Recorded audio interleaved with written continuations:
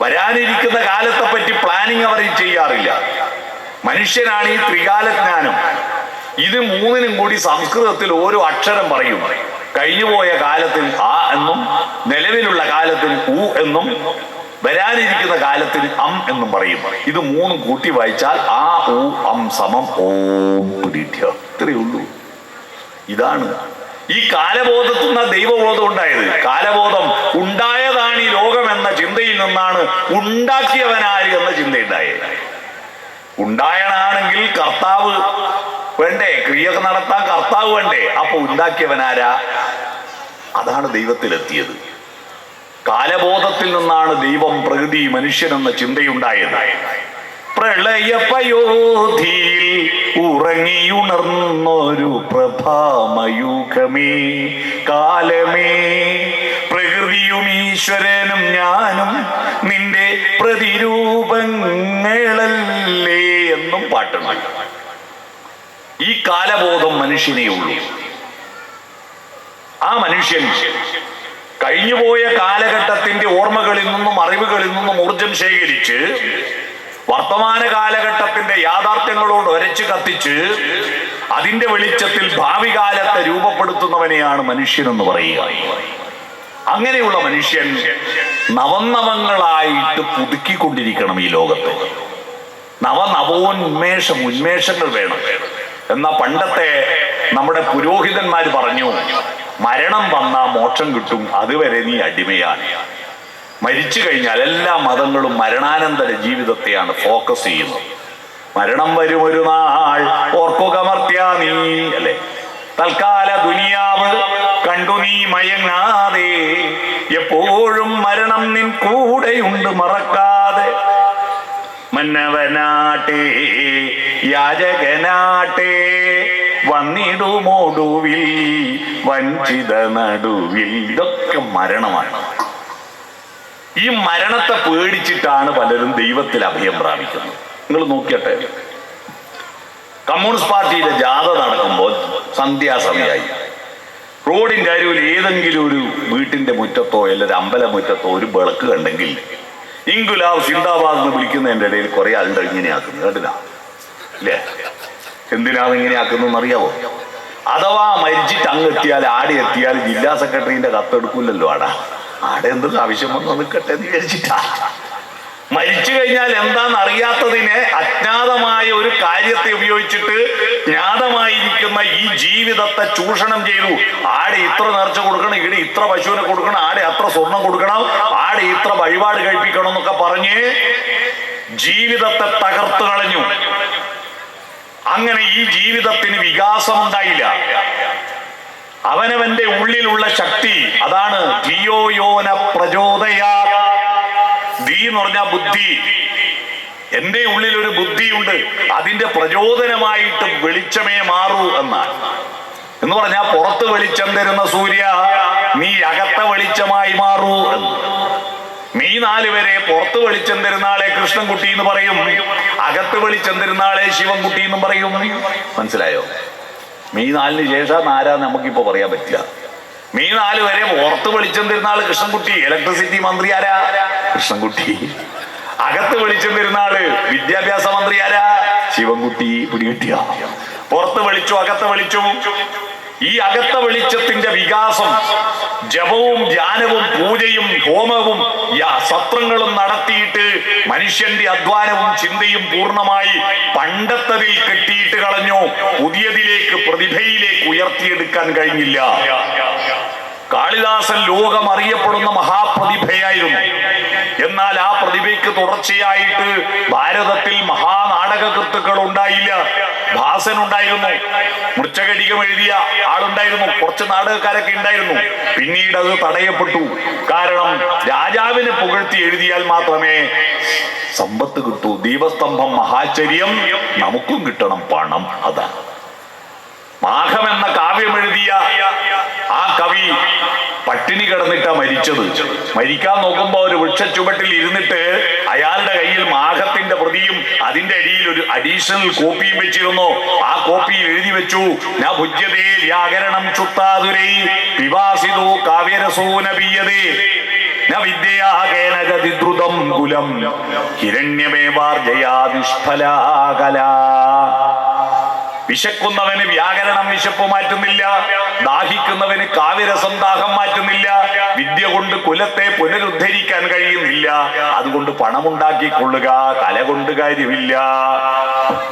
രാജാവിന്റെ പ്രീതി സമ്പാദിക്കുന്നത് മാത്രമാണ് കല എന്ന ധാരണയായിരുന്നു നാടുവാഴിത്തം നമ്മുടെ രാജ്യത്ത് സൃഷ്ടിച്ചത്. അതിൽ നിന്ന് വ്യത്യസ്തമായി 19-ാം നൂറ്റാണ്ടിന്റെ അവസാന കാലത്തും 20-ാം നൂറ്റാണ്ടിന്റെ ആരംഭകാലത്തുമാണ് രാജാവിനെ പുകഴ്ത്തിയാൽ മാത്രമല്ല പ്രതിഭ, മലയെ പറ്റിയിട്ട് കവിത എഴുതാം. മലയവിലാസം AR രാജരാജവർമ്മ എഴുതുന്നു.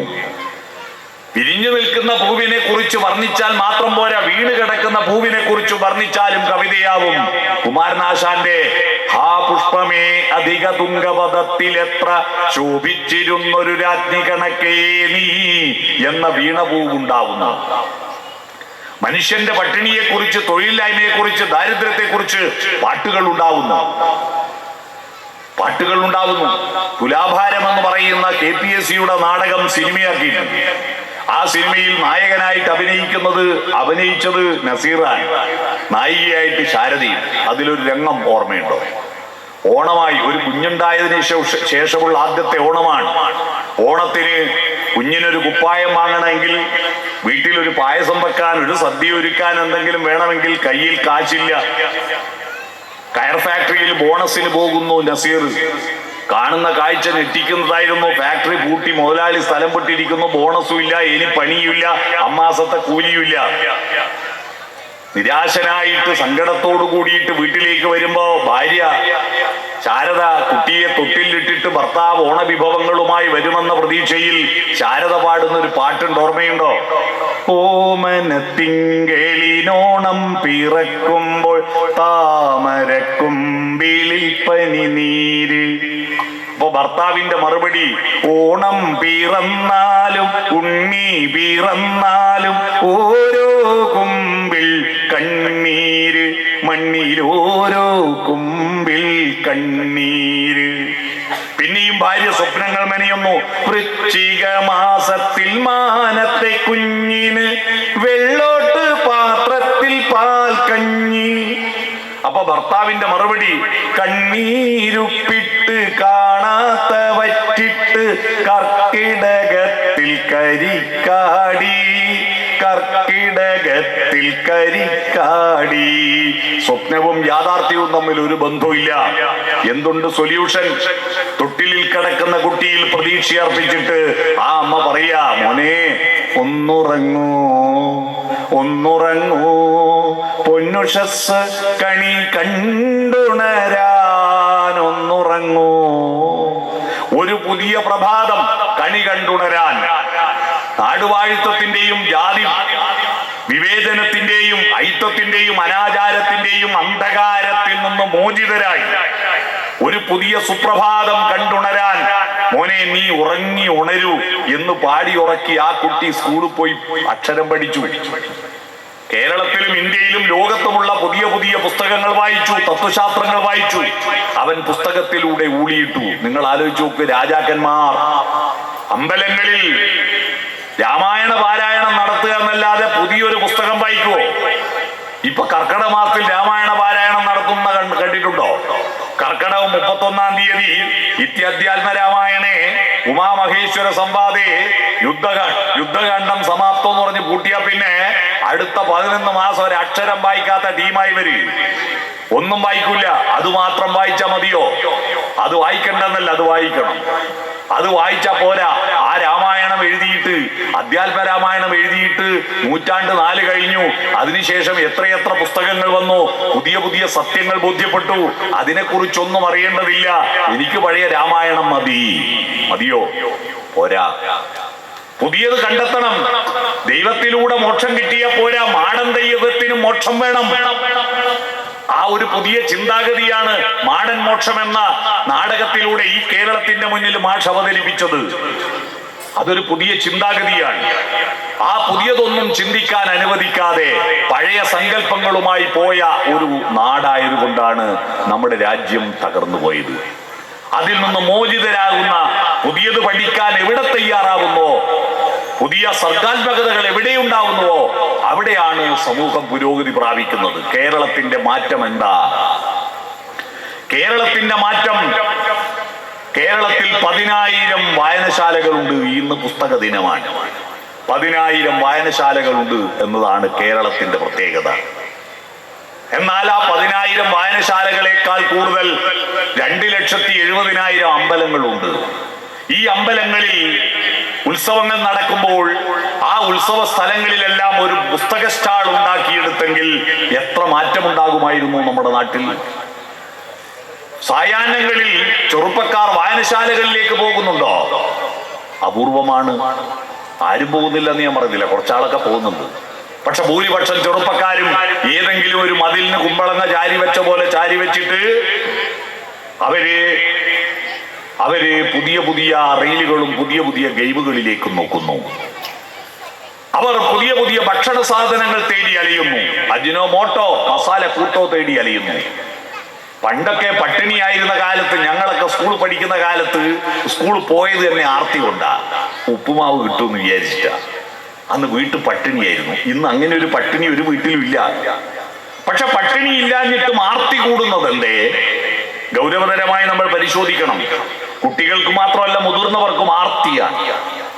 ഭക്ഷണത്തിന് വേണ്ടി ഓവറായിട്ട്, വിശപ്പില്ലെങ്കിലും ഭക്ഷണത്തിന് വേണ്ടി ഓവറായിട്ട് നമ്മൾ പരിശ്രമിക്കുന്നു. ഭക്ഷണം വേണം. പക്ഷെ എന്തിനാണ് ഈ ആർത്തി?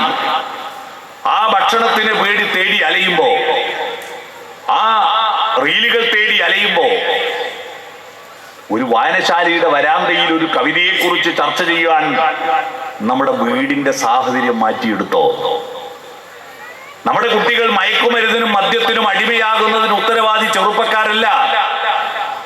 ആരാണെന്ന് ഞാൻ ഇപ്പൊ തെളിവ് തരാം. വിഷു ആഘോഷിച്ചല്ലോ ഇപ്പോ 5-10 ദിവസം മുമ്പേ.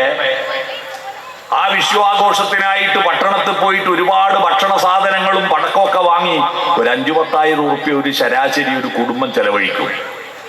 ഇത്രയും പൈസയും ചെലവഴിച്ചിട്ട് തിരിച്ചു വരുമ്പോ വീട്ടിൽ സ്കൂൾ പൂട്ടിയല്ലോ, കുട്ടികളെല്ലാം വീട്ടിലുണ്ടല്ലോ, അവർ വായിച്ചോട്ടെ എന്ന് കരുതിയിട്ട് ഒരു കവിതാ പുസ്തകമോ ഒരു കഥാപുസ്തകമോ ഒരു ശാസ്ത്ര പുസ്തകമോ കുട്ടികൾക്ക് വാങ്ങി എത്ര ആളുണ്ട് ഇവിടെ? കൈ ഉയർത്തിയാട്ടെ.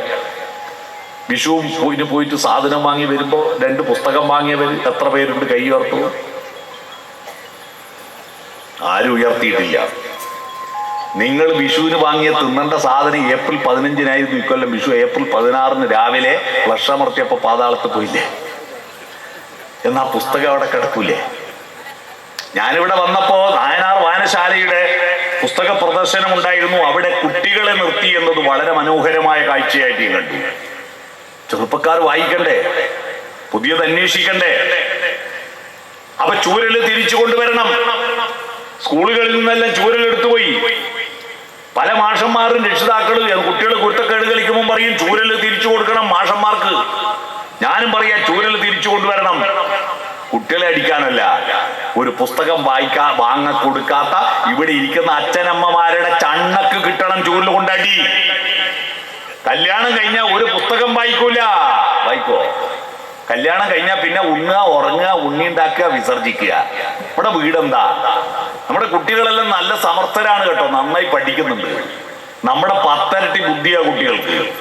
പക്ഷെ ഫുൾ A+ വാങ്ങുന്നത് എന്തിനാ? എൻട്രൻസ് കോച്ചിങ്ങിന് ചേരാൻ. കോച്ചിങ്ങിന്